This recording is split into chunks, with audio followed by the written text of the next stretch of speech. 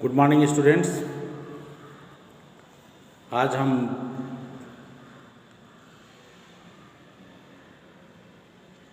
Class 10th की ऋतुराज की द्वारा रचित कन्यादान का अध्ययन करेंगे। पहले कवि का परिचय प्राप्त करते हैं। ऋतुराज का जन्म 1940 में भरतपुर में हुआ। राजस्थान विश्वविद्यालय जयपुर से उन्होंने अंग्रेजी में MA किया। 40 वर्षों तक अंग्रेजी साहित्य के अध्यापन के बाद अब सेवानिवृत्ति लेकर वे जयपुर में रहते हैं। उनके अब तक 8 कविता संग्रह प्रकाशित हो चुके हैं, जिसमें एक मरणधर्मा और अन्य पुल पर पानी, सूरत नीरत और लीला मुखारविंद प्रमुख हैं। उन्हें सोमदत्त परिमल सम्मान, मीरा पुरस्कार, पहल सम्मान तथा बिहारी पुरस्कार सम्मान से सम्मानित किया जा चुका है। मुख्य धारा से अलग समाज के हाशिए के लोगों की चिंताओं को ऋतुराज ने अपने लेखन का विषय बनाया है। उनकी कविताओं में दैनिक जीवन के अनुभव का यथार्थ है और वे अपने आसपास रोजमर्रा में घटित होने वाले सामाजिक शोषण और विडंबनाओं पर निगाह डालते हैं। यही कारण है कि उनकी भाषा अपने परिवेश और लोक जीवन से जुड़ी हुई है। कन्यादान कविता में माँ बेटी को स्त्री के परंपरागत आदर्श रूप से हटकर सीख दे रही है। कवि का मानना है कि समाज व्यवस्था द्वारा स्त्रियों के लिए आचरण संबंधी जो प्रतिमान गढ़ लिए गए हैं, वे आदर्श के मुलम्मे में बंधन है। कोमलता के गौरव में कमजोरी का उपहास इसके अंदर छिपा हुआ है। लड़की जैसा न दिखाई देने में इसी आदर्शीकरण का प्रतिकार है। बेटी माँ के सबसे निकट और उसके सुख दुख की साथी होती है। इसी कारण उसे अंतिम पूंजी कहा गया है। कविता में कोरी भावुकता नहीं बल्कि माँ के संचित अनुभवों की पीड़ा की प्रामाणिक अभिव्यक्ति है।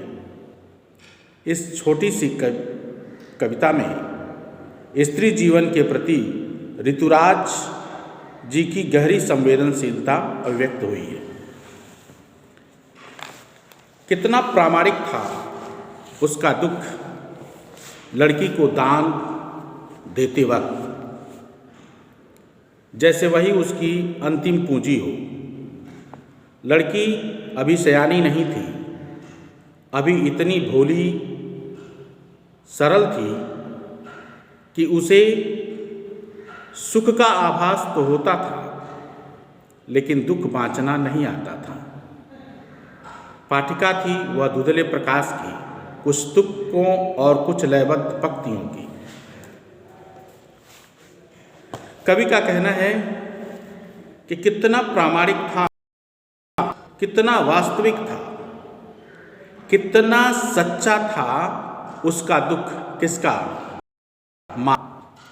लड़की को दान में देते वक्त जब वो अपनी लड़की को दान दे रही थी, जब उसका कन्यादान कर रही थी। कन्यादान शब्द अपने आप में एक थोड़ा अजीब शब्द लगता है। दान वस्तुओं का होता है, व्यक्तियों का नहीं। लेकिन यहाँ कन्या को दान की वस्तु बना दिया गया और इसी परंपरा का विरोध कवि ने किया है और इसी परंपरा से हट करके इस कविता में माँ अपनी बेटी को शिक्षा दे रही है। चूँकि वो परंपरा है कन्यादान करने की, तो कन्या देते वक्त माँ उसे सीख दे रही है कि जो आज तक जो प्रतिमान गढ़ लिए गए हैं, जो बना दिए गए हैं, स्त्रियों के लिए जिन बंधनों को शब्दबद्ध कर दिया गया है, उनसे अलग हट करके जीने की सलाह, उनसे अलग हट करके जीवन जीने की सलाह माँ दे रही है बेटी को। तो फिर से देखते हैं एक बार, कितना प्रामाणिक था उसका दुख, माँ का दुख कितना वास्तविक था, कितना सच्चा था। लड़की को दान में देते वक्त जब वह अपनी कन्या को दान दे रही थी, कन्यादान कर रही थी, लड़की अभी सयानी नहीं थी, लड़की अभी इतनी सयानी नहीं, अभी इतनी समझदार नहीं थी, अभी इतनी भोली और सरल थी। लड़की सयानी नहीं थी, अभी बहुत समझदार नहीं हुई थी, इतनी भोली और इतनी सरल थी कि उसे दुख का आभास तो होता था लेकिन सुख बाँचना नहीं आता था। उसे सुख का आभास तो होता था लेकिन दुख बाँचना नहीं आता था। अर्थात उसने अभी तक अपने जीवन में सुख का आभास तो किया था, यानी उसे सुख तो मिला था लेकिन उसे दुख की कोई अनुभूति नहीं थी। पाठिका थी वह धुंधले प्रकाश की। कवि का कहना है, यहाँ धुंधला प्रकाश सुख सौभाग्य के हल्के आभास को कहना है कि यहाँ सुख और सौभाग्य का हल्का आभास तो था लेकिन वह दुख नहीं झेली थी, दुख की कोई अनुभूति नहीं थी। वो ससुराल में मिलने वाले इस प्रकार के जो दुख